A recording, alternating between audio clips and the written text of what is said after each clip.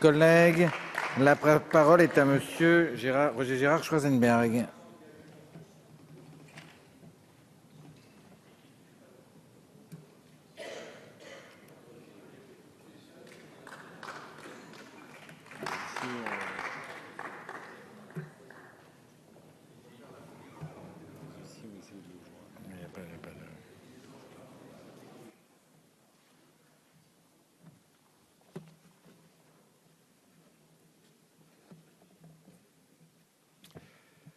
Monsieur le Président, Madame la Ministre, Monsieur le Ministre, mes chers collègues, il y a quelques décennies déjà, les radicaux ont été les premiers, je crois, à proposer une réforme territoriale en publiant en 1970 un manifeste qui s'appelait « Le pouvoir régional ». Car il n'y a pas de vraie démocratie sans démocratie locale, sans démocratie de proximité, où la décision soit prise sous l'influence directe des citoyens.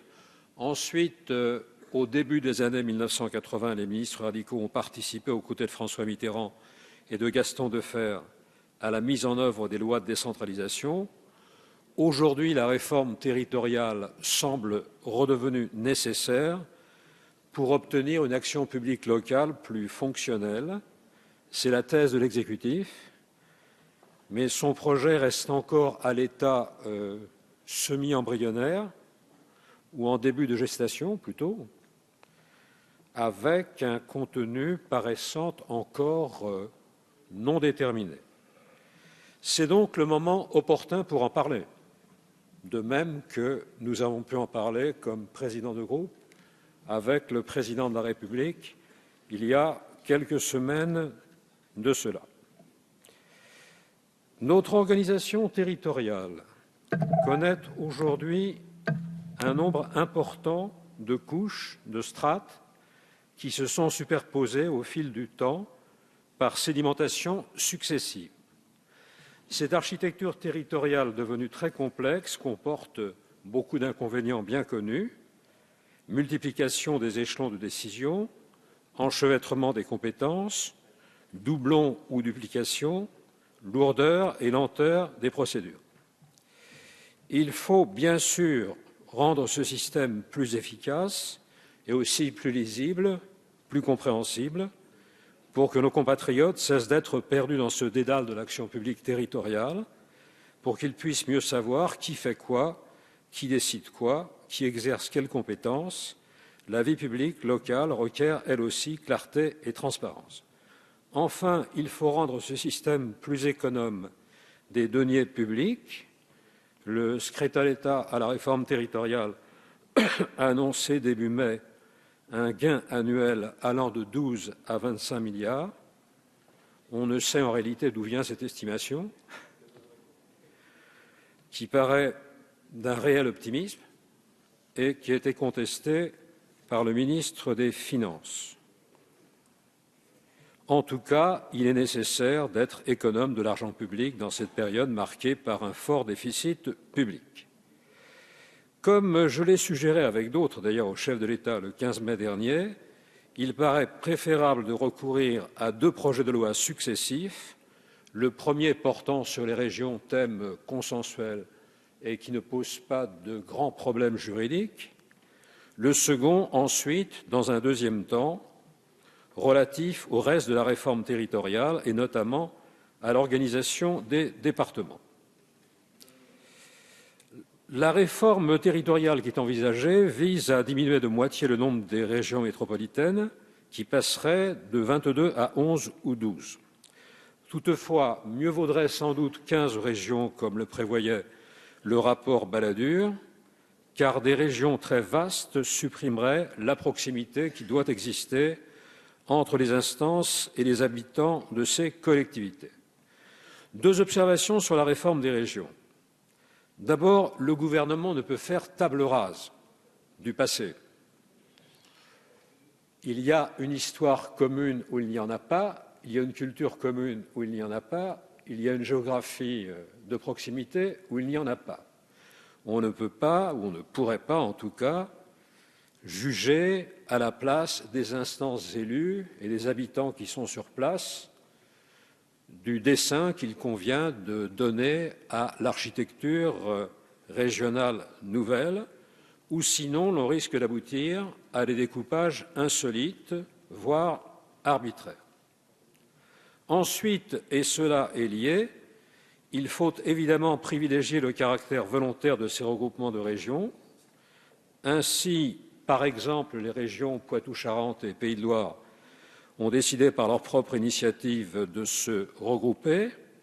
Dans la législation actuelle, c'est-à-dire à l'article L. 4123 du Code général des collectivités territoriales, le regroupement se fonde, vous le savez, sur la demande des régions et sur la consultation des électeurs. Aujourd'hui, le regroupement des régions est donc une démarche volontaire qui repose sur l'initiative des régions et sur le consentement des électeurs. Elle se fonde sur le libre arbitre, sur la libre détermination. Or, il n'en va pas de même dans l'avant-projet de loi de clarification de l'organisation territoriale de la République, qui, à son article 11, modifie l'article précité. D'une part, l'obligation de consultation des électeurs est transformée en simple faculté de les consulter. D'autre part, le gouvernement peut donner suite à un projet de regroupement proposé par les conseils régionaux, mais il peut aussi n'y pas donner suite et établir son propre projet qui sera alors adopté par voie législative. Avec cet avant-projet de loi, l'État pourrait donc se passer du consentement des régions et des habitants concernés pour décider seul, par lui-même, de l'avenir des régions. Il pourrait agir à son gré, à sa guise, en disposant d'un pouvoir quasi discrétionnaire. Bref, théoriquement, on pourrait pratiquer des mariages forcés entre régions, sans avoir à poser la question nuptiale traditionnelle « consentez-vous à ?» Quand il faut admettre, et il faut l'admettre, que l'État ait la capacité d'inciter fortement les régions qui resteraient passives à se regrouper, il faut aussi faire en sorte que la plupart de ces regroupements soient volontaires et non pas contraints. La carte des régions ne peut pas être une carte forcée. Par ailleurs, la réforme porte aussi sur les départements, l'exécutif projetant de les conserver mais en supprimant les conseils généraux ou départementaux. Analyse curieuse et nouvelle, par exemple le conseil général de l'Isère, qu'André Valigny connaît bien, qu'il préside, je crois, depuis 2001, c'est ça. Bon.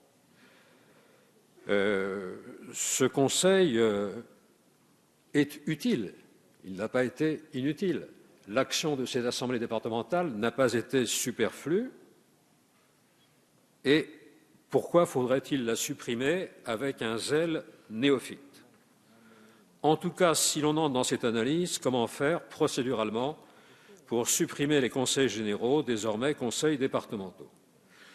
Le département et son statut de collectivité territoriale étant expressément mentionné par l'article 72 de la Constitution, il est impossible, sans révision constitutionnelle, de supprimer la catégorie département et son caractère de collectivité territoriale. Mais il est sans doute possible de ne pas avoir 101 départements, tous s'organisent de la même manière.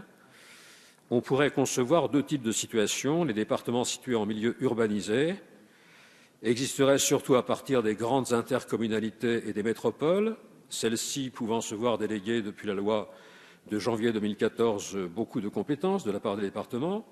Les autres départements situés en zone rurale conserveraient en gros leurs principales caractéristiques avec des compétences peu modifiées. Les zones rurales moins peuplées ont spécialement besoin d'un échelon intermédiaire de proximité. Je terminerai en disant que le département étant, selon l'article 72 de la Constitution déjà cité, une collectivité territoriale, le Conseil constitutionnel, comme vous le savez, exige pour les collectivités territoriales que celles-ci soient dotées d'un conseil élu et que, par ailleurs, elles disposent d'attributions effectives. Conseil élu, donc ce ne serait plus le conseil général ou le conseil départemental. Que serait-ce à la place? Peut-être un conseil des intercommunalités, dans certains cas, ou peut-être les conseillers territoriaux, ou les conseillers, pardon, c'est un réflexe ancien, les conseillers, oui, voilà, voilà par conséquent qui pose problème, et je ne pense pas que cette solution puisse être facilement retenue, étant donné la mémoire qui est la vôtre. pour les attributions effectives, on ne pourrait pas vider trop fortement les départements de leurs compétences, en faire presque des coquilles vides, dépourvues de substance, car sinon le Conseil constitutionnel considérerait qu'il n'y a pas de compétences réelles, effectives, suffisantes, et nous risquerions une censure. Cela a souvent été dit, notamment par le secrétaire d'État, mais pas par lui seul, une réforme aussi importante doit se faire vite. Mais est-il nécessaire d'avancer à la hâte en transformant la procédure législative en épreuve de vitesse, ce qui est déjà inhabituel? Ce qu'il y a encore plus, c'est de choisir la précipitation sans savoir encore précisément où l'on va, vers quelle destination exacte on se dirige, en quel lieu précis on se rend. La devise ne peut pas être ne pas savoir où l'on va, mais y aller très vite. Nous sommes un peu dans cette phase. Et la société actuelle paraît marquée par une certaine mode de la réforme dans la vitesse, comme s'il s'agissait de faire impression, comme s'il fallait se donner une image volontariste, une posture de réformateur, agissant avec célérité, comme si, à la limite, le spectacle de la réforme importait autant, sinon plus, que le contenu de la réforme, devenu secondaire ou presque. Les députés de notre groupe sont favorables à une réforme territoriale qui soit suffisamment examinée et concertée. Je termine, Monsieur le Président. Nous sommes bien sûr ouverts à la discussion, au dialogue approfondi sur cet enjeu, important pour notre pays et pour notre démocratie. D'ailleurs, la Constitution le souligne dès son article 1er, la France a une organisation décentralisée. L'autonomie locale est une liberté essentielle, il faut la conserver, car c'est un principe directeur de la République.